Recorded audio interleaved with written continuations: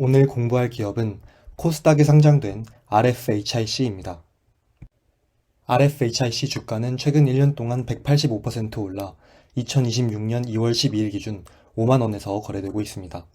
시가총액은 1조 3천억 원이고 PER은 80입니다. RFHIC는 무선통신, 방위산업, 그리고 RF에너지 분야에서 활용되는 갈륨 나이트라이드 화합물 반도체를 개발 및 생산하는 기업입니다.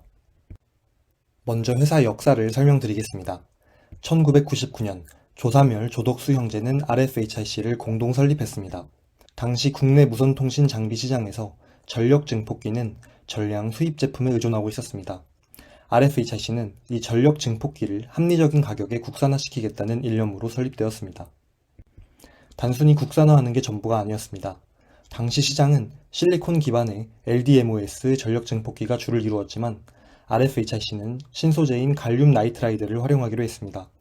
가격이 비싸 수요가 제한적이었지만 효율이 훨씬 좋기 때문에 앞으로 그 수요가 증가할 것이라고 믿었습니다. 결국 2008년 현재는 울프스피드로 사명을 바꾼 크리와 전략적인 파트너십을 체결해 갈륨 나이트라이드 웨이퍼의 안정적인 수급을 시작했습니다. 2009년에는 세계 최초로 갈륨 나이트라이드 전력 증폭기를 상용화시켜 무선 기지국 시장에 공급하기 시작했습니다. 그리고 이 전력 증폭기가 삼성전자 기지국에 적용되면서 RFHIC는 전력 증폭기 국내 1위 업체로 자리매김하게 되었습니다. 무선통신 분야에서 획득한 가격 경쟁력과 기술력을 바탕으로 2011년에 방산 및 레이더 시장에 진출했고 이후 LIG 넥스원, 사보 등과의 거래가 시작되었습니다. 한편 당시 매출의 절반 이상이 삼성전자로부터 비롯되었는데 2014년에 매출처 다각화를 위해 노키아, 에릭슨, 화웨이 등의 글로벌 통신 장비 업체 벤더 등록을 진행했습니다. 그리고 2017년 코스닥에 상장되었습니다. 얼마 안가 화합물 반도체 패키지를 제작하는 메탈라이프를 인수했습니다. 메탈라이프는 추후에 RF머트리얼즈로 사명을 변경했습니다. 참고로 2달 전에 RF머트리얼즈 기업 분석 영상을 올려드렸는데 벌써 그때보다 주가가 2배 넘게 올랐습니다. 관심 있으신 분은 오른쪽 상단 링크를 누르고 공부해보시면 좋을 것 같습니다.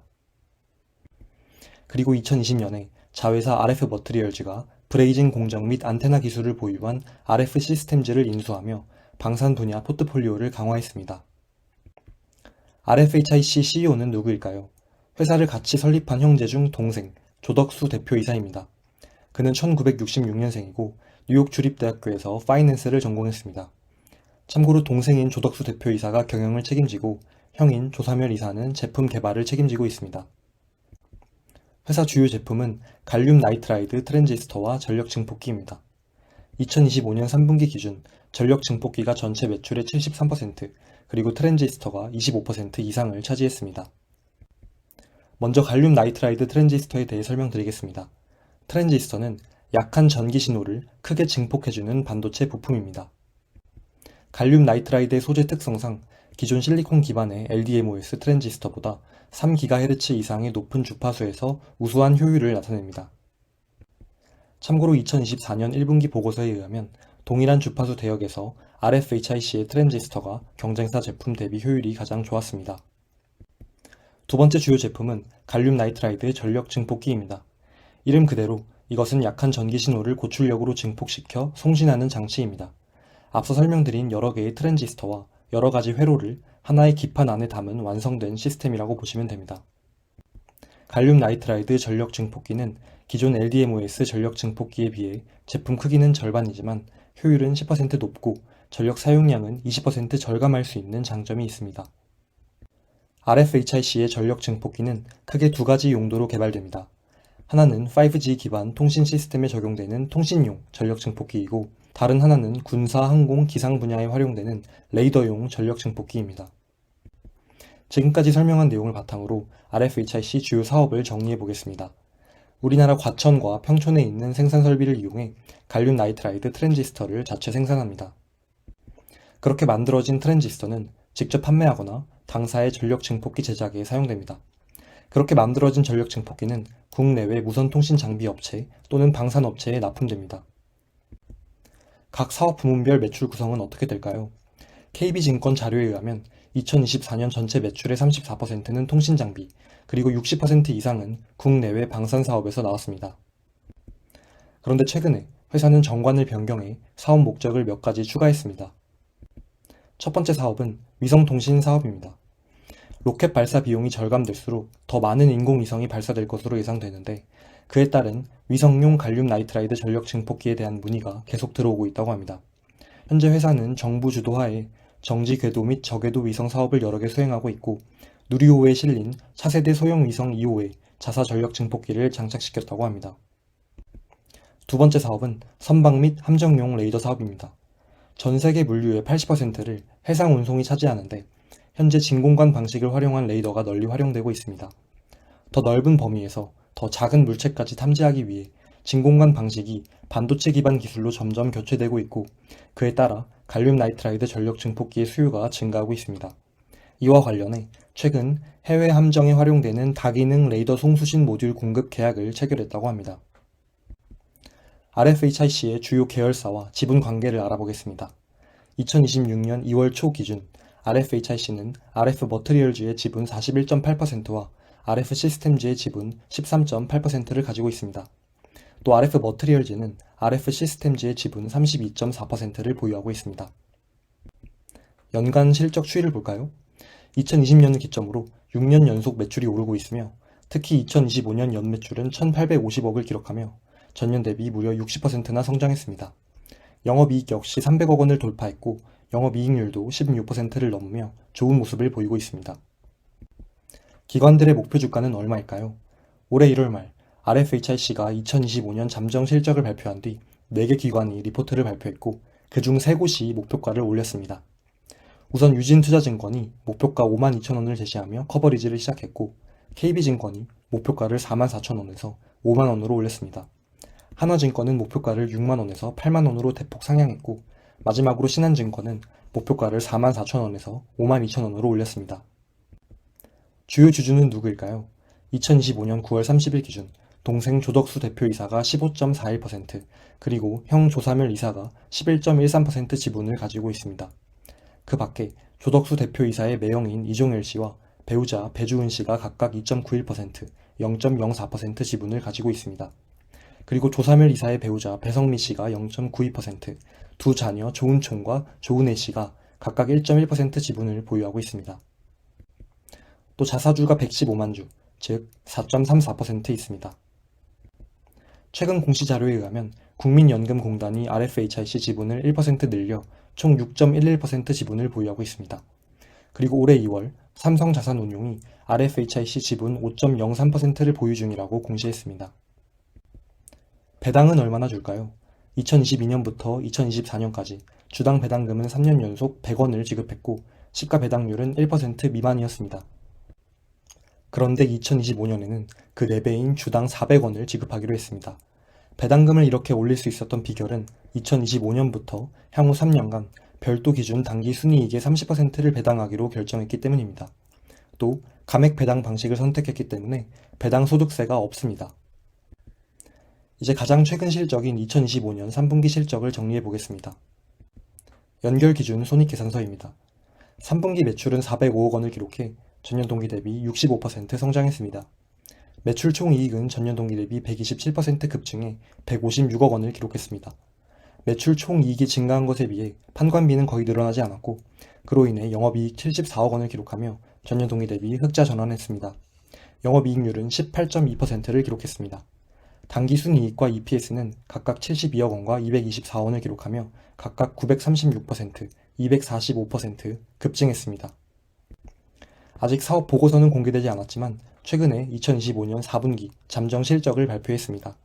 4분기 매출은 686억 원을 기록하며 직전 분기 대비 69%나 성장했고 영업이익도 110억 원을 기록하며 직전 분기 대비 50%나 증가했습니다. 한편 분기별 레이더용 갈륨 나이트라이드 전력 증폭기의 수주 잔고 추이를 비교해 보겠습니다. 2025년 2분기에 1,482억 원으로 고점을 찍고 3분기에는 1,376억 원으로 소폭 내려왔습니다. 이제 재무상태표를 보겠습니다. 총 자산은 5,028억 원이고 그중 유동자산은 2,889억 원입니다. 9개월 전에 비해 현금성 자산이 800억 원 이상 감소했고 그 대신 장단기 금융자산이 800억 원 이상 증가했습니다. 총 부채는 1,299억 원이고 그중 유동부채는 808억 원입니다. 전환사채가 27억 원 있습니다.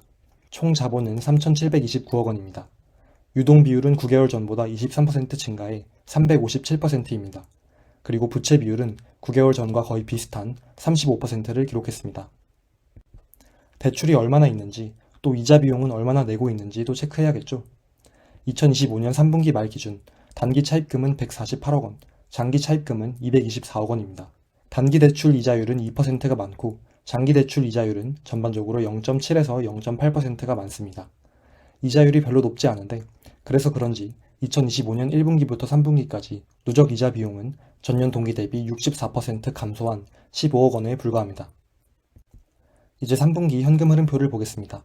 영업활동에서는 224억 원이 순유입되어 전년 동기 대비 103% 증가했습니다.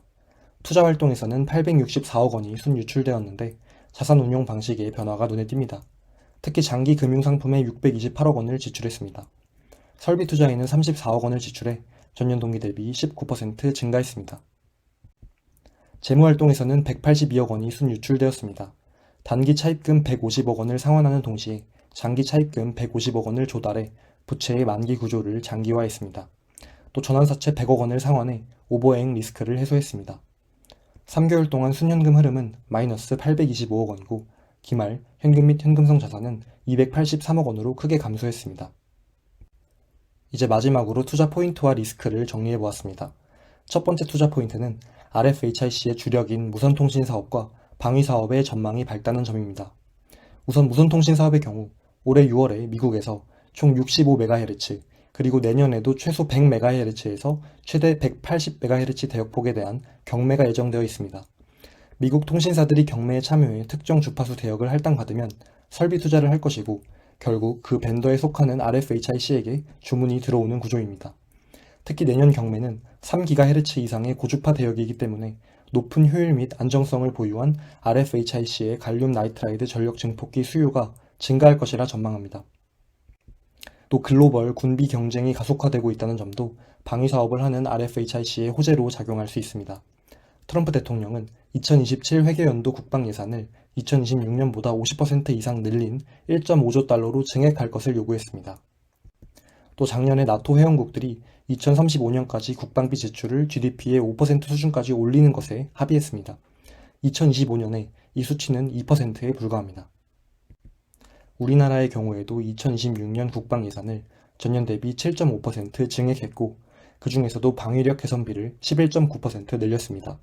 세부적으로 RFHIC의 주력 제품인 전력 증폭기가 가장 많이 쓰이는 지휘 정찰 프로그램의 예산이 11.6% 증가한 것을 확인할 수 있습니다. 정리하면 국내외 방위 사업의 시장 규모가 확대될수록 RFHIC에게 유리한 환경이 조성될 것이라 생각합니다. 두 번째 투자 포인트는 RF에너지와 우주사업 등 신사업들이 보여주는 가능성입니다. 2026년 2월 11일 촬영일 기준 바로 어제 RFHIC는 포항공대 가속기 연구소를 대상으로 4세대 다목적 방사 광가속기 구축 사업의 핵심 구성품인 고출력 증폭기 공급 계약을 체결했다고 발표했습니다. 확정 계약 금액은 187억 원으로 작년 연매출의 10%에 해당하는 금액입니다. RF에너지 사업은 RFHIC가 2021년부터 밀고 있는 신사업인데 이번 가속기 부품 공급 계약을 계기로 본격적으로 회사의 미래 성장을 이끌 수 있다고 생각합니다. 또 2023년에 신사업으로 추가한 RFHIC의 위성통신 사업과 자회사 RF머트리얼즈가 연구 개발 중인 위성용 전력 반도체 패키지의 시너지도 기대됩니다. 더 나아가 아직은 저의 망상일 뿐이지만 언젠가 RFHIC가 우주 태양광 발전에도 기여할 수 있지 않을까 라고 생각을 합니다.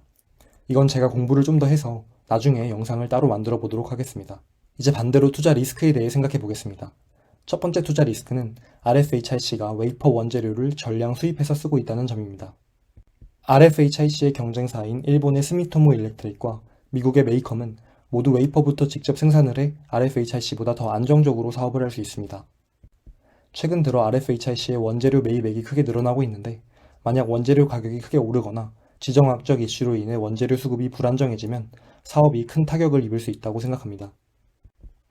두 번째 투자 리스크는 경영권 승계 및 증여 이슈입니다. 2024년 말에 조사멸 회장은 총 84만 주를 배우자와 두 자녀에게 증여했습니다. 여러 가지 이슈로 인해 3년째 하락하던 주가는 증여가 완료되고 나서 귀신같이 1년 만에 4배 가까이 올랐습니다. 조사멜 회장이 어떤 목적으로 지분을 증여했는지는 확실하지 않습니다. 경영권을 물려주려는 큰 그림일 수도 있고 단순히 배당을 받게 하려는 것일 수도 있겠죠. 그러나 조덕수 대표이사와 조사멜 회장은 총 26%라는 큰 지분을 가지고 있고 경영권 승계 또는 추가적인 지분 증여 이슈가 대두되면 주가가 위아래로 크게 흔들릴 수 있다고 생각합니다. 이상 RFHIC의 기업 분석을 마치겠습니다. 영상이 도움되셨다면 구독, 좋아요, 댓글 꼭 부탁드립니다. 큰 힘이 됩니다. 감사합니다.